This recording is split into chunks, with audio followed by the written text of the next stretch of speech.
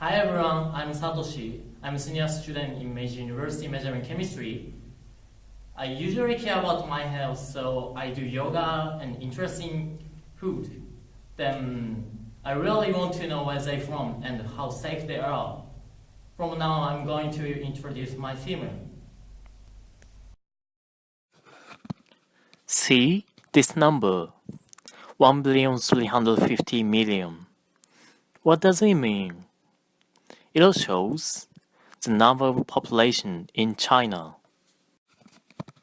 And this map shows the portion of grain self-efficiency. Countries which are gray color have over 90% of self-efficiency, and China also has over 90% of that. While they have almost 10% deficit in that, simply 10% people may not have enough grain. Therefore, they need to depend on importing such food. The number of people which may not have enough are same as whole of Japanese population. Anyway, do you know katsuobushi? It is dried bonito shaving, and we Japanese people use it for making refined Japanese food taste. But we cannot export it to France, since they have different food safe standards. My theme is about such distribution problem. So now I'm going to introduce my theme, food distribution safety and discrimination. Why I suggest this theme is that we Japanese people do depend on importing food from many countries, and I'm interested in where those food are from. Probably, each of you also has cared about that, and some of them might care about the safety. So now, Japanese food sufficiency rate is not so high. An upper diagram shows top 10 exporting of agricultural product and the down one shows the importing of that. And food importing portion in Japan is in the red circle.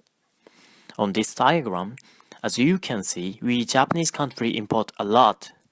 We are one of so-called developed countries.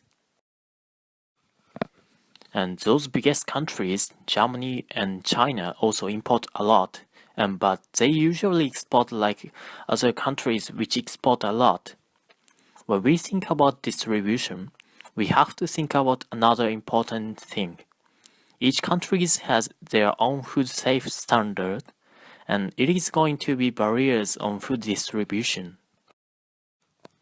When each of them have their own standard, where is certain food safety? Now I give an example. We Japanese people have much rice in a year even if we crop it a lot. We import from some countries. In 1993, it was quite cold years in Japan, so we couldn't have enough rice. So suddenly we imported much of them from Thailand. And a few years ago, we imported rice from China, but one day we stopped that. Hunan in China. Those rice were contaminated by cadmium, and some of them were already dealt in Japanese mall. Probably some of you know how dangerous taking cadmium in our body is. It causes itai disease. But do you think because of loose safety standard, that happens? Actually, on cadmium standard, China has a stricter one than Japanese one, and Codex is kind of world standard. Even if they have a stricter standard, we cannot say this is safe. Probably after Chinese incident, China tried to recover the situation, but once something bad in food happened, basically people would have bias to those food. We all have several types of safe standard. One is decided by each countries. Sometimes it has scientific reason. But basically, this is decided by their viewpoint. Other one is tolerable daily intake.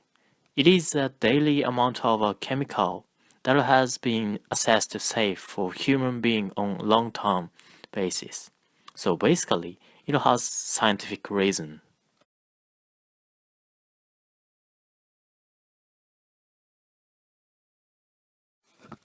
In globalization world, each country has own standard. But for now, I think this is just one of standards, not a fixed standard. I'd like to think about my theme with many viewpoints from you. Then it's going to be controversial theme. I look forward to you joining this theme and let's discuss in this summer.